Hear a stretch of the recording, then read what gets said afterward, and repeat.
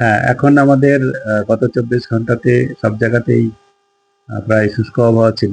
আর কিছু কিছু জায়গায় তাপমাত্রা সামান্য একটু বৃদ্ধি পেয়েছে। এখন আমাদের দক্ষিণবঙ্গের জেলাগুলিতে ন্যূনতম তাপমাত্রা বা রাতের তাপমাত্রা স্বাভাবিকের থেকে 1 ডিগ্রি বা কোথাও কোথাও 2 ডিগ্রি পর্যন্ত বেশি রয়েছে।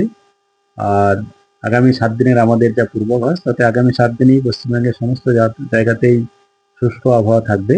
রাতের তাপমাত্রা খুব বেশি তারতম্য হবে না।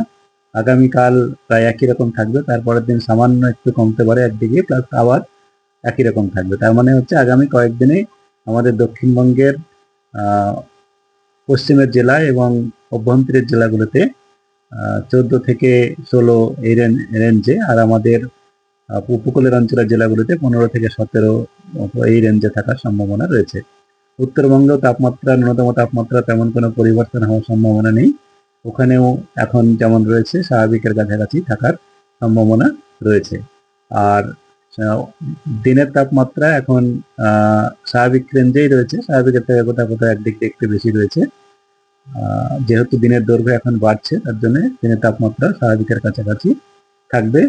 আর কুয়াশার যেটা পূর্বাভাস, তাতে উত্তরবঙ্গের জেলাগুলোতে আগামী 2 দিনে বিক্ষিপ্তভাবে 1-2 জায়গায় ঘন কুয়াশা হতে পারে, কারণ এখন একটা পশ্চিমী ঝঞ্ঝা যেটা আমাদের চলে গেল, যার ফলে গত 24 ঘন্টাতে আমাদের সিকিমে আমাদের যেটা মিডিয়া রিপোর্ট রয়েছে তাতে তুষারপাত হয়েছে, এবং পাহাড়ি অঞ্চলের রাজ্যগুলোতে তুষারপাত কিছুটা আপনার মেনলি সিকিমেই তুষারপাত হয়েছে বলে খবর পাওয়া গেছে।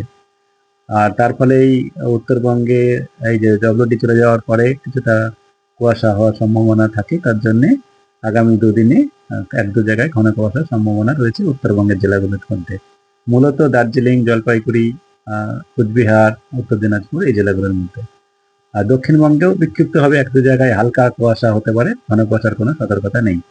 কলকাতা তার পার্শ্ববর্তী অঞ্চলের জন্য যেটা বলা হয়েছে, কলকাতাতে আগামী 7 দিনই শুষ্ক আবহাওয়া থাকবে।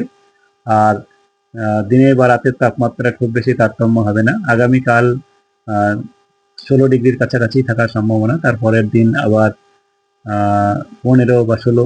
এখন আগামী কয়েকদিনে 15 থেকে 17 এই রেঞ্জেই থাকবে, যেটা আমাদের স্বাভাবিক রেঞ্জ বা স্বাভাবিকের থেকে 1 ডিগ্রি বা 2 ডিগ্রি কোনো কোনো দিন বেশি। আর সর্বোচ্চ তাপমাত্রা বা দিনের তাপমাত্রাও 26 থেকে 28 এই রেঞ্জে থাকার সম্ভাবনা রয়েছে। এই হচ্ছে আমাদের এখনকার পূর্বাভাস।